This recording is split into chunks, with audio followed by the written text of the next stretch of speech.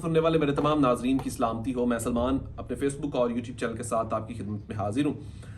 As a कौम जब हम कहीं हारते हैं तो उस तकलीफ़ का अंदाज़ा जो वतन से मोहब्बत रखते हैं वो इस बात का अंदाज़ा कर सकते हैं कि जब आपको आपके हरीफ से हार हो जिसके आप सख्त मुखालिफ हों तो उस हार को बर्दाश्त करना ज़रा मुख्तलिफ हो जाता है, मुश्किल भी हो जाता है। अब बहुत से जज्बात होते हैं आपके अंदर जिसके ऊपर आप अंदर से एक अजीब सी आपकी सिचुएशन होती है और उसको कंट्रोल करने के लिए आप ख्वाम ख्वाह में बहुत से लोगों को अजियत भी दे जाते हैं। तो पाकिस्तान इंडिया का जो मैच है, पाक भारत टाकरा जो है वो इसी की हमेशा से जीनत बनता है और बदकिस्मती के साथ हम बड़े टूर्नामेंट में बड़ी शिकस्त का सामना कर चुके हैं। और जिस तरह अभी आईसीसी चैंपियन दुबई में पाक भारत टाकरा हम गुज़श्ता एक दिन पहले हम हारे हैं, तो ये हार बहुत सारे पाकिस्तानियों को जो मैंने कहा कि वतन से और क्रिकेट से बड़ी मोहब्बत रखते हैं उनके लिए ये बड़ा एक खौफनाक ख्वाब होता है।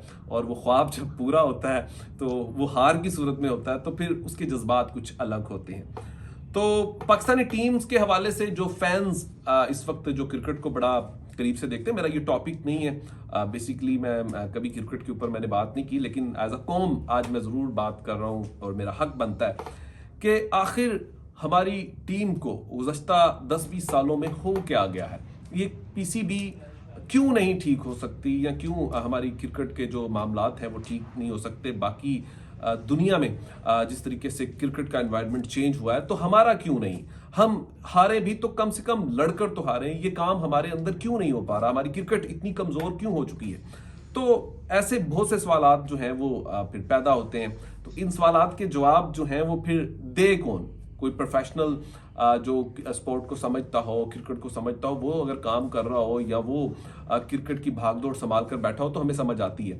और जब तक प्रोफेशनल कोई नहीं संभालेगा तो मुझे ज़ाती इसके ऊपर राय कि क्रिकेट कभी ठीक नहीं हो सकती और ये मामला ऐसे ही चलते रहेंगे। और फिर बाज़ दफ़ा जिस तरीके से आप कह सकते हैं कि जो देखने वाले जो क्रिकेट को बड़ा पसंद करते हैं फ़ैन, वो मुख्तलिफ फिर इल्ज़ामात लगाते हुए आपको दिखाई भी देते हैं, सुनाई भी देते हैं और कहते हैं कि क्रिकेट का बेड़ा गर्क करने में मुख्तलिफ पीसीबी चेयरमैन्स का नाम या मुख्तलिफ ऐसी चीज़ें फिर होना शुरू हो जाती हैं। मैं ज़ाती तौर पर एक चीज़ समझता हूँ कि जब किसी भी बुनियाद में कोई चीज़ ख़राब हो जाए या उसमें इत्तेफाक ना हो या उसके अंदर थोड़ी सी भी बेईमानी हो तो फिर उसके रिजल्ट्स नहीं आते। आप भारत की क्रिकेट को देख लें, आज भारत की क्रिकेट कहाँ पर खड़ी है, आप ऑस्ट्रेलिया को देख लें, उनकी क्रिकेट कहाँ पर खड़ी है।